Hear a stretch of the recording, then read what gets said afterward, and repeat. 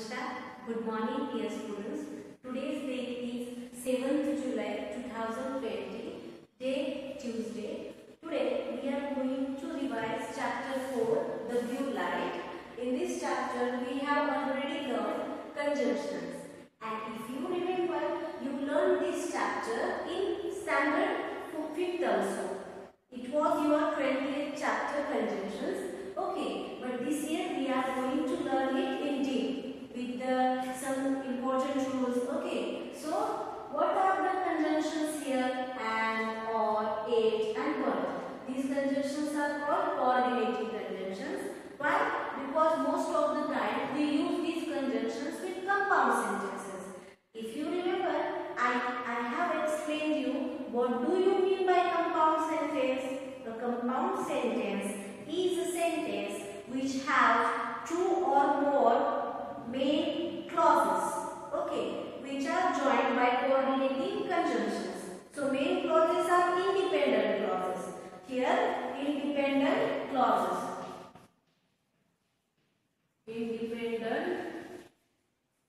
Independent clauses. What do we mean by independent clause? An independent clause is the clause which is having its own subject, predicate and complete meaning. It doesn't need any other clause for its existence. Alright, and what is the dependent clause? Independent and dependent clause. Dependent clause. A dependent clause is the type of a clause which has a subject and verb but not a complete thought. Here we are revising two main important parts: independent clause and dependent clause. Independent clause is the clause which is having subject, verb and its complete meaning. It doesn't need anything else for its existence.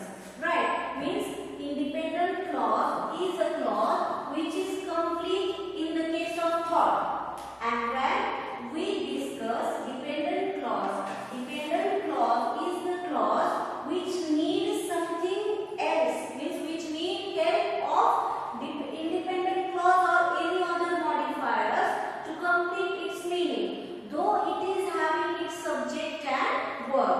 What is the example? First independent clause example, you may sit.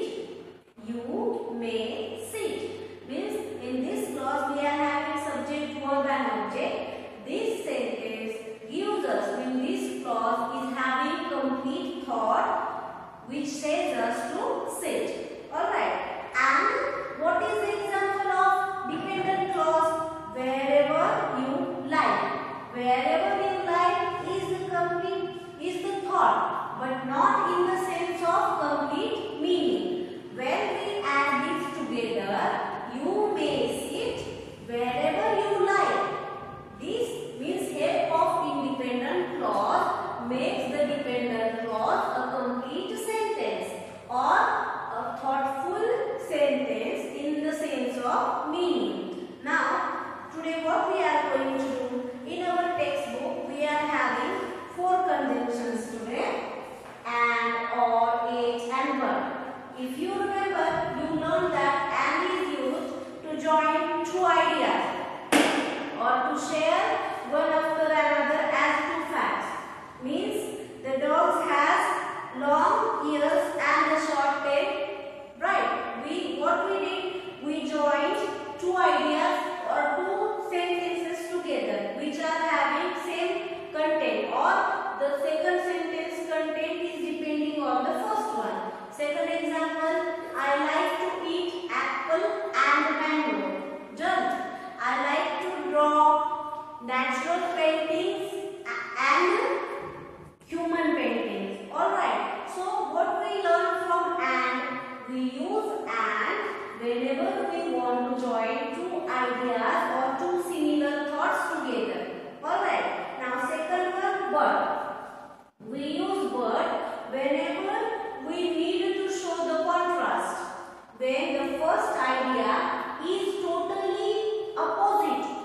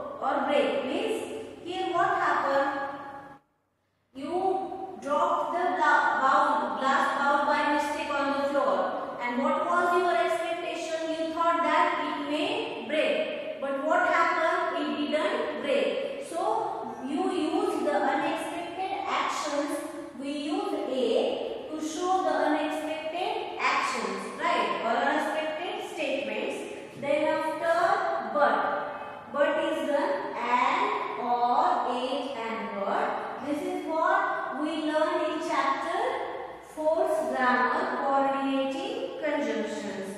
If you remember, we have solved our question A also. Complete these sentences using an, or, but and a. First one, the dish is a little spicy but surprisingly healthy. You should have more of it. Here but is used to indicate the contrast, right? Means the dish was spicy is the first statement, and second one, surprisingly healthy also.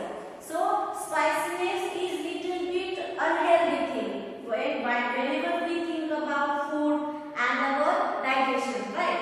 But here what is the benefit? Means first time we indicate the limitation of the dish, but second sentence is saying its benefit, right? So but is used to indicate that kind of contrast. Now let's see some examples which we learned while we are learning the chapter. We went to market. Second, we bought vegetables. Here we use one conjunctions, any of them, and, or, it, or, but. We can use and because we are sharing two facts which are depending on each other. What is the answer? We went to the market and bought vegetables. Right. Next, what we learned? We learned phrasal verbs as vocabulary of this chapter. What are the phrasal verbs? Phrasal verbs. Okay, phrasal verb is a group of words consisting of a verb. Example: winter will set in soon. Set verb in preposition. Set in is the phrasal verb. And what are the types of phrasal verbs? Verbs followed by adverbs, verbs followed by preposition, and verbs followed by adverb and preposition. Let's see examples. Verbs followed by adverb. We sat down and waited. Sat is the verb, down is the adverb. Sat down, adverb. Okay, adverb phrase means verbs followed by adverb. This one is one kind of phrasal verbs. Next one, verbs followed by preposition. The workers ask for more money. Ask is the verb, for is the preposition. Ask for, verb followed by preposition. Next one, the child fell into the water. Here fell verb into preposition. Fell into preposition phrase means verbs followed by prepositional phrase. See the example. Next one, verbs followed by adverb and preposition. Example: we will have to come up with another source of funding. Here come verb, adverb with preposition. Come up with verbs followed by adverb and preposition. Now in your textbook you have some verbs like pick at. What do you mean by pick at? Pick at means to eat slowly small amounts of a meal because you do not feel hungry. Example: she sat at the table in silence, picking at her dinner. Means she was not interested in dinner as she was not feeling hungry. Okay, pick on. Pick on means to keep treating someone badly or unfairly. Example: hey, quit picking on your brother. Here someone is trying to say stop behaving unfairly with the brother. Right. Now pick out. To choose one thing from person or a group. Pick out means to select things from the group. Here the young birds cry out for food and the parents returning from the sea manage to pick out their own end mass of a lice. Right. Next one, peek over. Peek over means look through things carefully to reject the ones that you don't want to. Okay. Example: she was sitting at the kitchen table picking over a pile of Today we have learned phrasal verbs also, means coordination conjunctions, and as a vocabulary phrasal verbs. Phrasal verb is a group of words consisting of a verb. Phrasal verbs, phrases and verbs. Example: winter will set in soon. Set is the verb, in is the preposition. Set in is the phrasal verb. Now let's see the types of phrasal verbs. Verbs followed by adverb, verbs followed by preposition, and verb followed by adverb and preposition are the three types of phrasal verbs. Now let's see one by one. First one, verb followed by adverb. We sat down and waited. We sat. Sat is the verb, down is the adverb. Sat down, verb followed by adverb. Next one, the price of property here will go up. Go is the verb, up is the adverb. Go up is the verb followed by adverb. 3. When does the plane take off? Take is the verb, off is the adverb. Take off is the verb followed by adverb. Now, second, verb followed by preposition. See, the workers ask for more money. Ask is the verb, for is the preposition. Ask for is the verb followed by preposition. 2. The child fell into the water. Fell is the verb, into is the preposition. Fell into is the verb followed by preposition. 3. She brought up her children alone. Brought is the verb, up is the preposition. Brought up is the verb followed by preposition. Now next one, verb followed by adverb and preposition. Example: we will have to come up with another source of funding. Come up with is the example of verb followed by adverb and preposition. Come is the verb, up adverb, and with is the preposition. Come up with is the verb followed by adverb and preposition. Now let's see the next one. He must face up to the possible consequences of his action. Face up to is the verb followed by adverb and preposition. Now let's see the third one. It all comes down to money in the end. Comes is the verb, down is adverb, and to is preposition. Comes down to is the verb followed by adverb and preposition.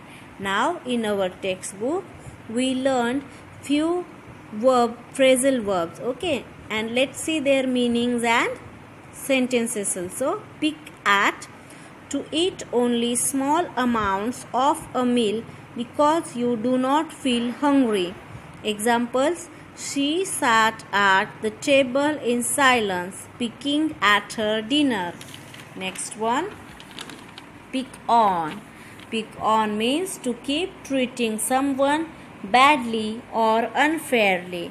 Example: hey, quit picking on your brother. Now pick out, to choose one thing or person from a group. Example: the young birds cry out for food, and the parents returning from the sea manages to pick out their own amid a mass of look-alikes. Pick over, look through things carefully to reject the ones that you do not want. Example: she was sitting at the kitchen table picking over a pile of mushrooms. Now pick off, to shoot at one particular person, animal, or vehicle that you have chosen from a group. Example, the sniper picked off the incoming police on at a time. Now, complete these sentences using the correct forms of the phrasal verbs from the list above. Now, first, Mrs. Verma gently picked up the shivering kitten and put it on her lap. Picked up. Faiza picked out the sari she liked best from the pile. 3. The bully picked on Vikram every day until the rest of the class stood up for him. 4. He picked over the fruit carefully until he had what he wanted for the fruit salad. 5. The hunter picked off the ducks one by one. This is how we have learned the 5 examples. Now, sixth one. Why are you picking at your food? Aren't you hungry? This is how we learn the phrasal verbs and the coordinating conjunctions. What is your today's homework? Today you have to revise phrasal verbs and grammar of chapter 4 at your home. Thank you.